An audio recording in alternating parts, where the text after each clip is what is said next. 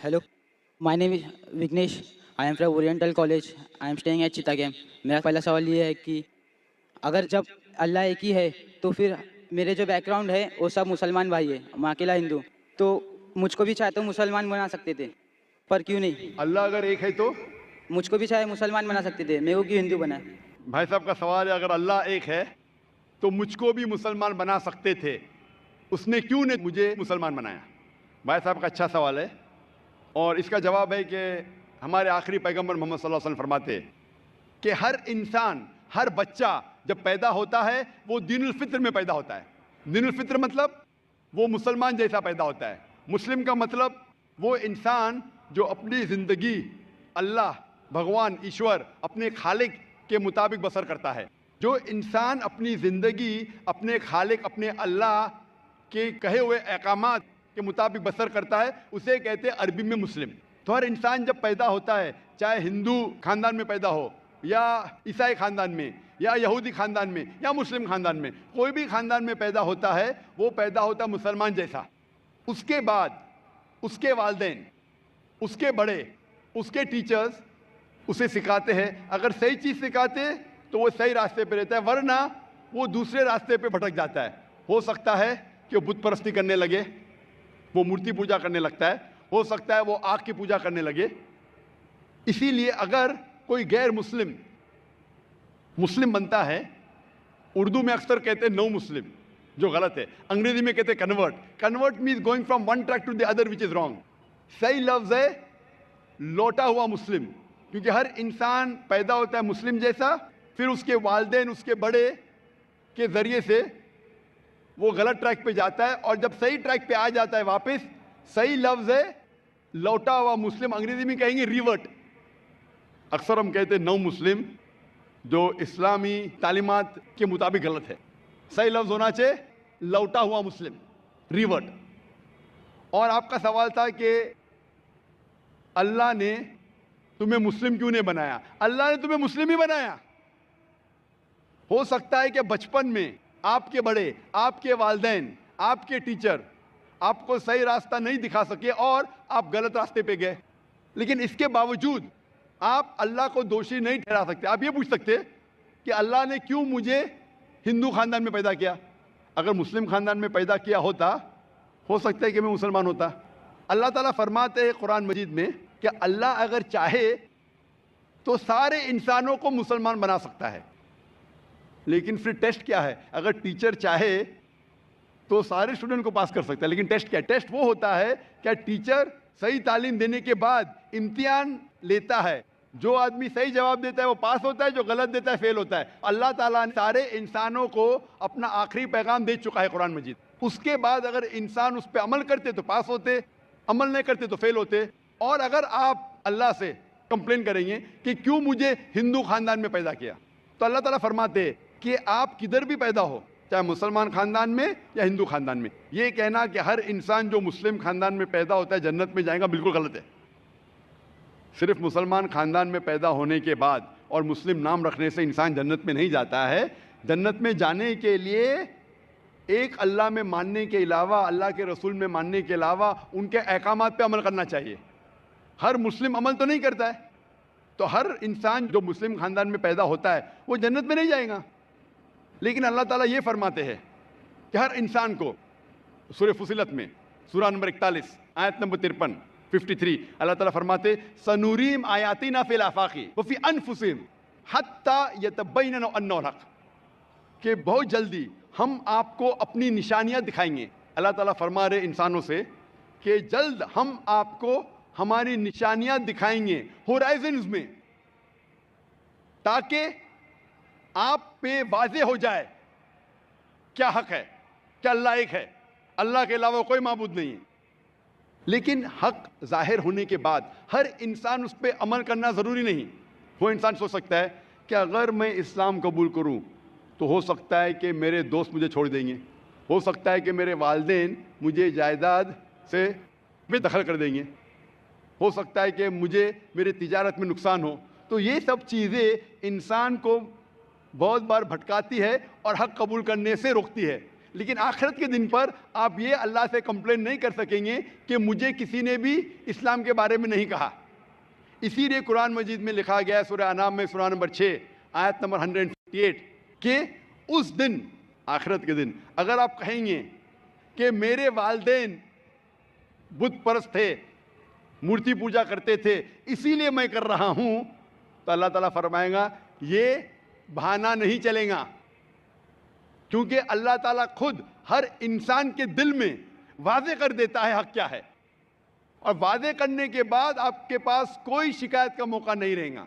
और आपको भी, आप आज इस मजलिस में आ चुके हैं और मैंने लाखों लोग के सामने आपको वादे किया है कि खुदा एक है, उसके अलावा कोई माबूद नहीं, और मोहम्मद सल्लल्लाहु अलैहि वसल्लम उसके आखिरी पैगंबर है। अगर आज आप इस बात को नहीं मानेंगे तो कल आप ये कंप्लेन नहीं कर सकेंगे, आप शिकायत नहीं कर सकेंगे अल्लाह से कि मुझे पता नहीं था।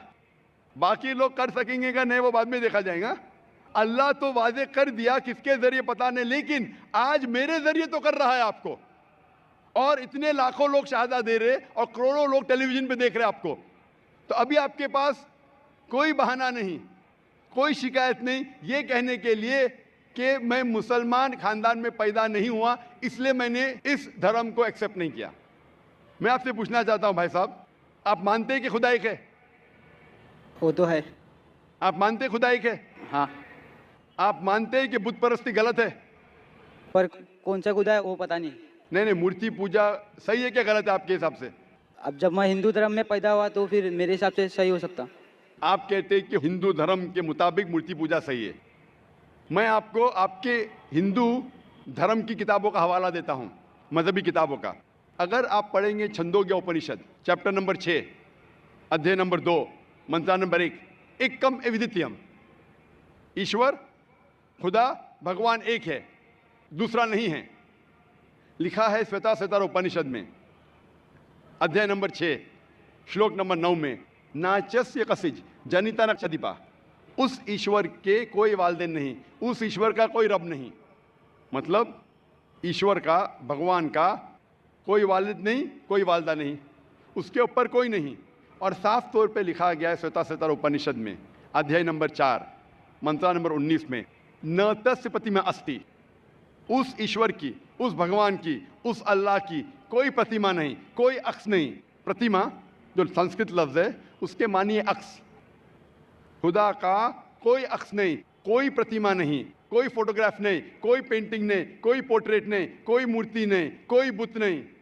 और ये पैगाम दोहराया गया है यजुर्वेद में अध्याय नंबर 32 मंत्र नंबर 3 में, इसमें लिखा है ना तस्य प्रतिमा अस्ति, उस ईश्वर, उस भगवान, उस अल्लाह की कोई प्रतिमा नहीं, कोई अक्स नहीं, कोई पिक्चर नहीं, कोई पेंटिंग नहीं, कोई पोर्ट्रेट नहीं, कोई बुत नहीं, कोई मूर्ति नहीं।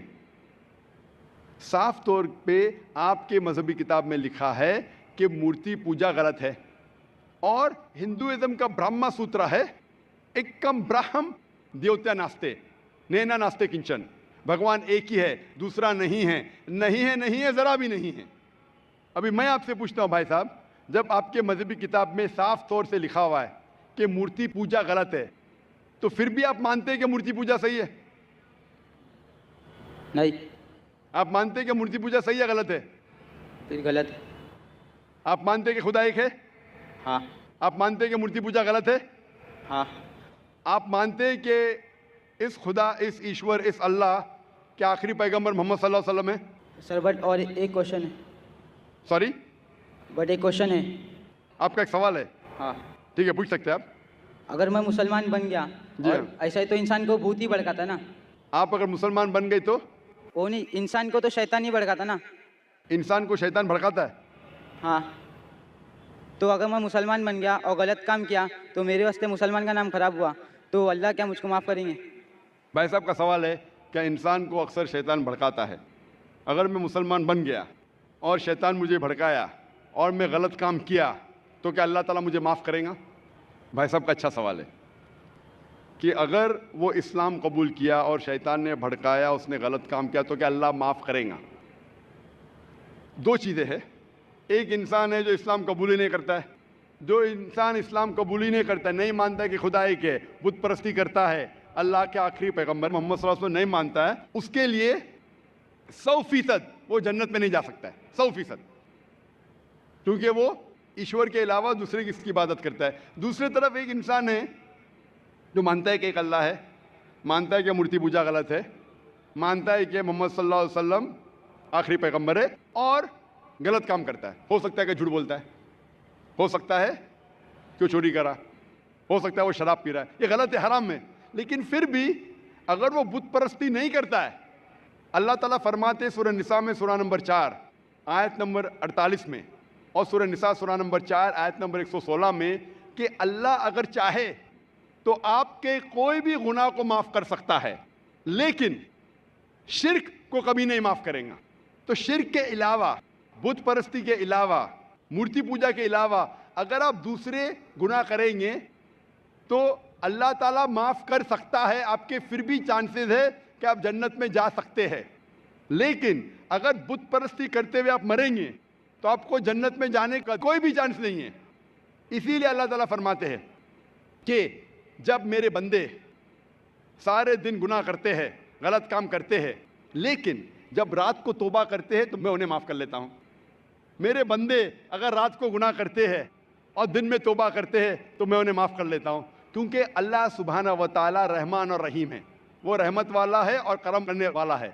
आप अगर गलतियाँ करेंगे, अगर शैतान भड़काएगा तो पढ़ो औज़ु बिल्लाहि मिनश शैतानिर रजीम। जब आपको पता चलेगा अपनी गलती की, अल्लाह से तौबा करो, दुआ करो कि फिर से वो चीज़ नहीं करेंगे, और अच्छी नीयत से फिर से अल्लाह की तरफ पलटते, अल्लाह ताला माफ़ करेगा। फिर से आप गुनाह करेंगे, फिर से माफ़ी मांगो, अल्लाह रहमान और रहीम है, जब भी माफ़ी मांगो सच्चे दिल से मांगो, इंशाअल्लाह अल्लाह आपको माफ़ करेगा। और अगर आप बुत परस्ती से दूर है, ये सबसे बड़ा गुनाह है, तो आपके हाई चांसेस है कि आप जन्नत में जाएंगे। तो अभी मैं आपसे पूछना चाहता हूँ।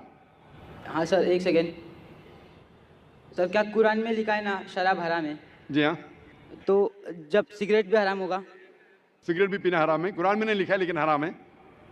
अच्छा, यही पूछना चाहिए था, क्योंकि हमारे यहाँ जो है सेक्टर मस्जिद में जमाते आते वो भी सिगरेट पी लेते। शराब पीना तो साफ तौर पे कहा गया कुरान मजीद में सूरह माइदा सूरह 5 आयत नंबर 90 में कि हराम है। लेकिन सिगरेट पीना कुरान मजीद में इसका जिक्र आता है सूरह बकरा में सूरह नंबर 2 आयत नंबर 195 कि अपने हाथ से अपना खुद कत्ल मत करो, सुसाइड मत करो। आज की साइंस कहती है कि टैबाको के वजह से, सिगरेट पीने के वजह से हर साल, वर्ल्ड हेल्थ ऑर्गेनाइजेशन कहती है, हर साल 60 लाख लोग मरते हैं सिर्फ सिगरेट पीने की वजह से। दुनिया में दूसरे नंबर पे आता है शराब के बाद, जो सबसे ज़्यादा मौत होती है कोई चीज़ पीने या खाने की वजह से, वो है सिगरेट। तो क्योंकि पहले लोग को पता नहीं था कि सिगरेट इज स्लो पॉइजनिंग, तो कई उलमा कहते थे मकरू है। आज 400 से ज़्यादा फतवे हैं सऊदी में, इजिप्ट में, जो कहा गया है कि सिगरेट पीना हराम है। अभी जो लोग को लत लग गई है, हम अल्लाह से दुआ करते कि अल्लाह उन्हें हिदायत दे। लेकिन अगर कोई मुसलमान गलत कर रहा है, उसका मतलब नहीं कि आपको भी करना चाहिए। हम दुआ करेंगे कि इन मुसलमान को अल्लाह ताला ताकत दे कि ये बुरी लत से उन्हें नजात मिले। मैं आपसे पूछना चाहता हूँ, क्या आप मानते हैं कि खुदा एक है? हाँ। आप मानते हैं बुत परस्ती गलत है? हाँ। आप मानते हैं कि मोहम्मद सल्लल्लाहु अलैहि वसल्लम आखिरी पैगंबर है? सर, मैं भी तो थोड़ा इस्लाम रिसर्च कर रहा हूँ, उसके बाद मैं खुद ब खुद कबूल कर लूँगा इंशाअल्लाह। भाई साहब चाहते हैं कि वो इस्लाम के बारे में और रिसर्च करे, और मैं चाहूँगा कि आप मेरे हाथ से एक तर्जुमा ले कुरान का, और मेरी दरख्वास्त है कि आप कुरान मजीद का तर्जुमा पढ़िए, और इंशाअल्लाह इससे आप हिदायत पाएंगे। और जब मुतमईन हो जाएंगे कि ये मज़हब सही है, फिर ही कबूल करना, कोई ज़बरदस्ती नहीं। आप जब मुतमईन हो जाएंगे कि ये इस्लाम, ये कुरान में सही बातें लिखी है, ये सबसे बेहतरीन मज़हब है, फिर ही आप कबूल कीजिए। मैं दरख्वास्त करूँगा कि आप स्टेज पे आके इंशाअल्लाह कुरान मजीद का नुस्खा मुझसे ले सकते हैं।